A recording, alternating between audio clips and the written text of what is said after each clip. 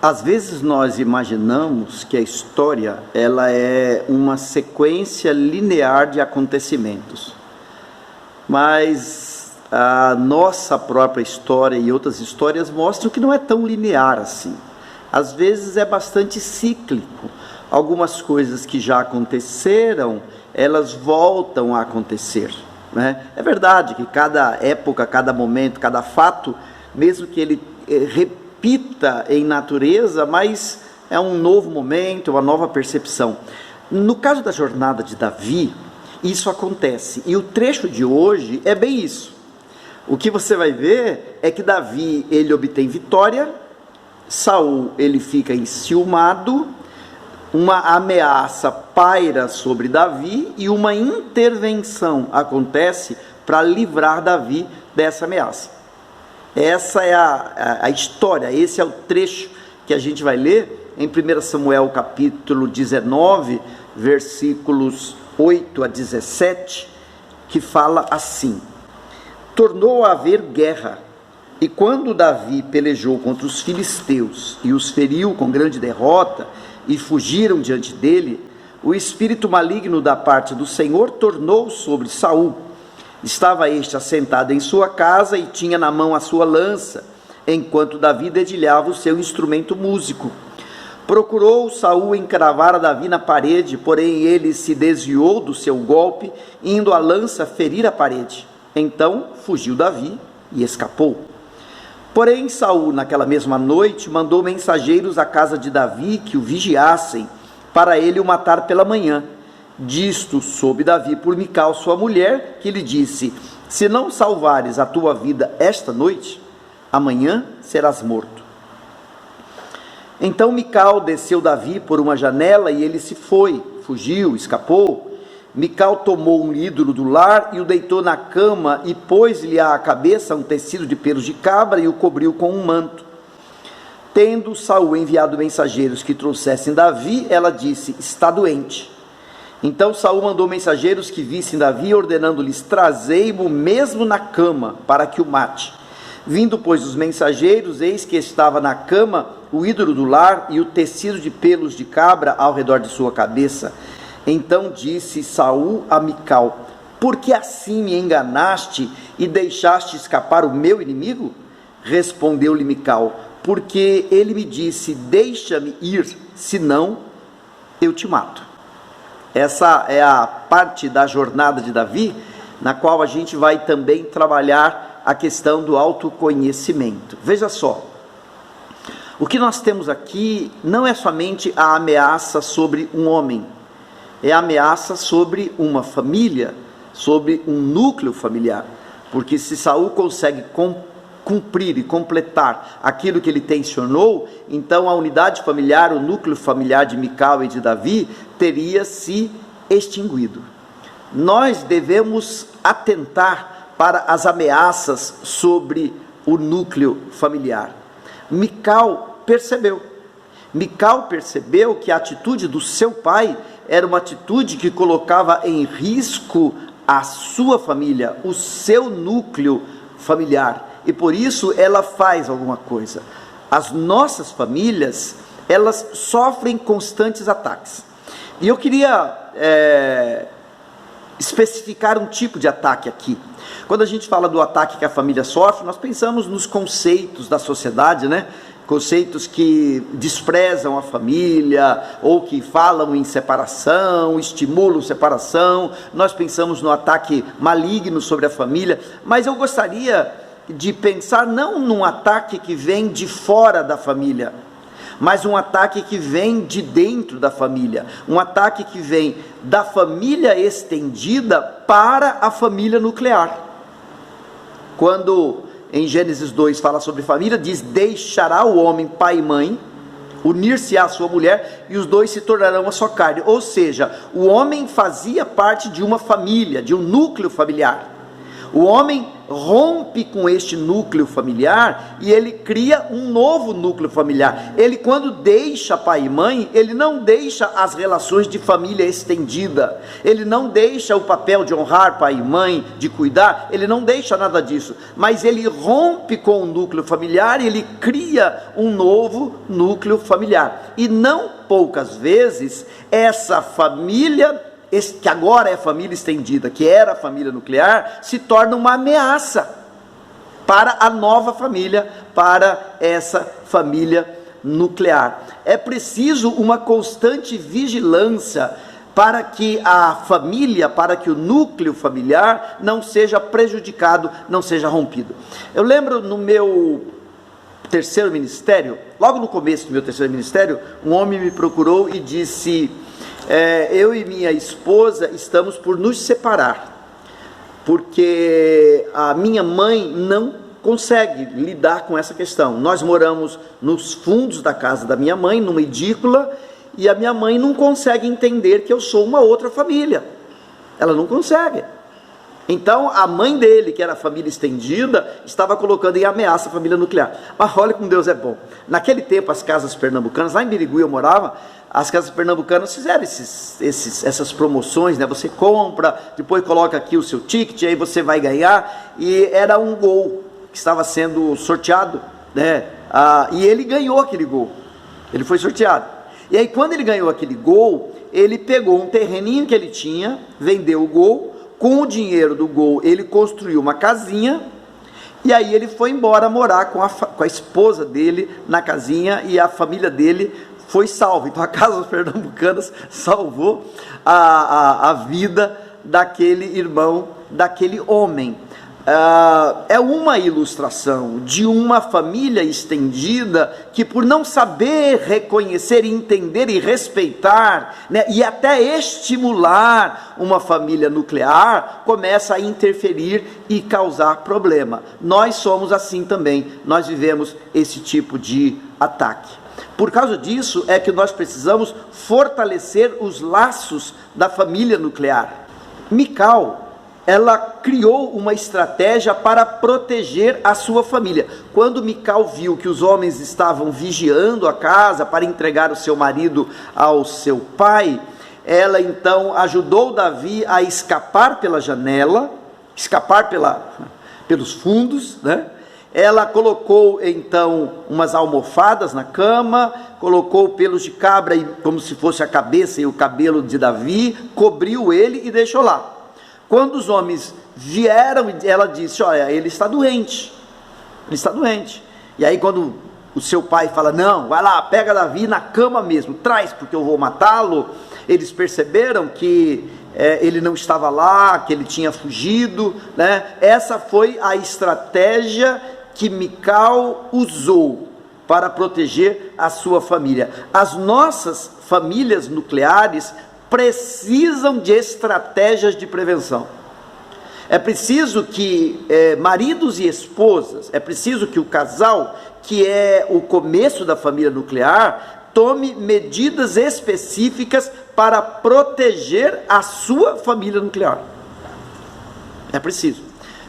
Você sabe que eu fui criado numa família muito grande, nós somos em 11 irmãos, e eu sou dos mais novos, eu sou o 10º, né? Então quase a rapa de tacho. E quando eu casei, com 19 anos, eu casei, arrumei emprego lá no Pará, na Camargo Correia, na usina de hidrelétrica Tucuruí, e eu fui embora para lá. Eu fui, passou mais um mês e pouco, a minha esposa também foi, mas nós éramos jovens, ela já tinha feito 20, eu ainda faltava um mês para completar 20 anos, e fomos morar a 3.000 quilômetros de distância. Não fomos morar lá com nenhum tipo de intenção, senão a sobrevivência. São Paulo muito ruim de emprego, nós éramos novos, não tínhamos boa condição de salário, e lá a empresa dava casa, dava um salário melhor, então nós fomos. Mas depois eu percebi o seguinte: pelo fato de eu ser de uma família muito grande, e pelo fato de eu ser dos mais novos, eu ter morado longe me ajudou, porque a pressão que a família faz não é uma pressão intencional, maligna, não, mas é uma pressão natural, né? Da maneira como as coisas aconteceram. sair desse meio da família estendida e criar uma família nuclear mais distante foi muito útil, foi muito bom. Tem até um ditado que diz assim: quem casa quer casa, né? Bom, já que eu casei, eu rompi com a família estendida, eu preciso ter o ambiente para viver com a família nuclear. Ali não foi uma estratégia pensada, do meu caso, eu nem tinha sabedoria para isso, era muito novo, né? Mas certamente foi uma estratégia de Deus, né? E de lá para cá, muitas vezes a gente veio percebendo isso, a necessidade de criar estratégias para proteger a família, para proteger a unidade familiar, para proteger a subsistência familiar, para proteger o núcleo familiar. Cabe a nós usarmos de criatividade para fortalecer os laços familiares, os laços da família nuclear. Davi e Mical foram bastante criativos. Eu até diria que Mical parece como sendo aquela que bolou o plano e aquela que executou o plano, né? Ela foi criativa em arrumar uma maneira de proteger a sua família. Nós precisamos ser criativos. Não podemos deixar com que a vivência familiar vá de acordo com a correnteza. Precisamos pensar o que eu posso fazer e o que eu devo fazer e como é que eu devo agir, como é que eu posso agir para fortalecer os laços e para proteger a nossa família nuclear. Uma outra questão que a gente deve pensar é que nós devemos entender a primazia da família nuclear. Saul, ele era emocionalmente imaturo. Nós percebemos isso pela ciumeira de Saul, e nós percebemos isso pela insegurança de Saul, e nós percebemos isso pela maneira como Saul queria controlar, queria dominar. Saul era um pai imaturo, era um sogro imaturo, era também um rei imaturo. Mas nós percebemos também isso pela maneira como Saul cobra a fidelidade de Mical. Mical casou com Davi. Mical devia fidelidade a Davi. E o seu pai cobrou dela fidelidade. Como é que você pode agir assim comigo? Você me enganou, você me traiu. O laço que eu tenho com você, você me traiu, você deixou escapar o meu inimigo. Há pessoas que perdem a sua família nuclear porque não sabem romper os laços com a família estendida. E na família estendida há alguém imaturo. Então pais podem ser imaturos, mães imaturas, sogro imaturo, sogras imaturas. Há pessoas, elas por serem imaturas, elas são emocionalmente instáveis, elas são ciumentas, elas são dominadoras, controladoras, e isso acaba prejudicando. É o que eu contei do camarada lá de Birigui, que a imaturidade da sua mãe estava acabando com a sua família. E aí então cabe a você, com muita sabedoria, estabelecer prioridades. Estabelecer prioridades. Se quem é da família estendida não sabe entender, não sabe respeitar e acusa, então isso é problema da pessoa. É problema. Se a minha mãe viesse sobre mim me cobrar alguma coisa em detrimento à minha família nuclear, seria um problema da minha mãe, não seria um problema meu. Se o meu pai viesse cobrar, seria um problema do meu pai, não seria um problema meu. E muitas vezes as pessoas, elas usam de chantagem emocional para manter o outro debaixo do seu controle. Então é preciso que a família nuclear estabeleça as suas prioridades quanto a quem vai ouvir, a como vai ouvir e o que vai fazer. Perceba, laços biológicos estabelecem o começo da nossa história. Um dia papai se uniu à mamãe e desta união biológica nasci eu, não é? Então o meu passado está estabelecido por esses laços biológicos. Agora, as alianças familiares, elas estabelecem o curso da nossa história e o final da nossa história terrena, né?